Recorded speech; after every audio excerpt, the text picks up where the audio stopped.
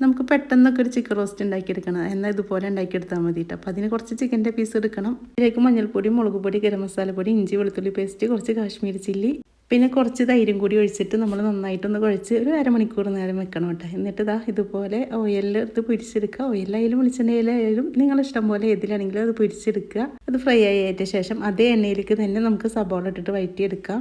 കുറച്ച് കറിവേപ്പിൻ്റെ ഇല ഇട്ട് കൊടുക്കുക. പിന്നെ ആ ഒരു സബോളയിലേക്ക് ആവശ്യമുള്ള ഉപ്പ് ഇട്ട് കൊടുക്കുക. പിന്നെ ഇഞ്ചി വെളുത്തുള്ളി പച്ചമുളക് പേസ്റ്റ് ഇട്ട് കൊടുക്കുക. ഇനി അതിലേക്ക് 2 തക്കാളി മുറിച്ചതും കൂടി ഇട്ട് കൊടുക്കുക. ഇനി നന്നായിട്ടൊന്ന് വഴറ്റിയെടുക്കുക. അപ്പോൾ അതൊന്ന് ഉടഞ്ഞ് വന്നതിൻ്റെ ശേഷം ഇതിലേക്ക് കുറച്ച് ഗരം മസാല പൊടി ഇട്ട് കൊടുത്ത്, കുറച്ച് കുരുമുളക് ഇട്ട് കൊടുത്തു, കുറച്ച് മഞ്ഞൾപ്പൊടി, പിന്നെ കുറച്ച് കാശ്മീരി ചില്ലി കളറിന് വേണ്ടിയിട്ട്, പിന്നെ അത് കുറച്ച് മല്ലിയിലയും കൂടി ഇട്ട് കൊടുത്തു. അതൊന്ന് ആയതിൻ്റെ ശേഷം നമുക്ക് ഈ ചിക്കനും കൂടി ഇതിലേക്ക് ഇട്ട് കൊടുക്കുക. ചിക്കൻ ഇട്ടതിൻ്റെ ശേഷം നന്നായിട്ട് ഇളക്കിയതിൻ്റെ ശേഷം ഇത് വേണമെങ്കിൽ ഒഴിച്ച് കൊടുത്താൽ മതി കേട്ടോ. കുറച്ച് ടൊമാറ്റോ സോസാണ് ഒഴിച്ച് കൊടുക്കുന്നത്. നിങ്ങൾക്ക് ഇഷ്ടമുണ്ടെങ്കിൽ മാത്രം ഒഴിച്ച് കൊടുത്താൽ മതി. ഇത്രേ ഉള്ളൂ കേട്ടോ നമുക്ക് റോസ്റ്റ് ഉണ്ടാക്കിയെടുക്കാൻ വേണ്ടിയിട്ട്. ഇനി ഇതിൻ്റെ മുകളിലേക്ക് കുറച്ച് നമുക്ക് അണ്ടിപ്പരിപ്പ്, മുന്തിരി, പിന്നെ സബോള റോസ്റ്റ് ചെയ്ത് കൂടി ഇട്ട് കൊടുക്കുക. കുറച്ച് മല്ലിയിലയും കൂടി ഇട്ട് കൊടുത്താൽ നമ്മുടെ ചിക്കൻ റോസ്റ്റ് ഇവിടെ റെഡിയായി വന്നിട്ടുണ്ട്. അപ്പോൾ നിങ്ങൾക്ക്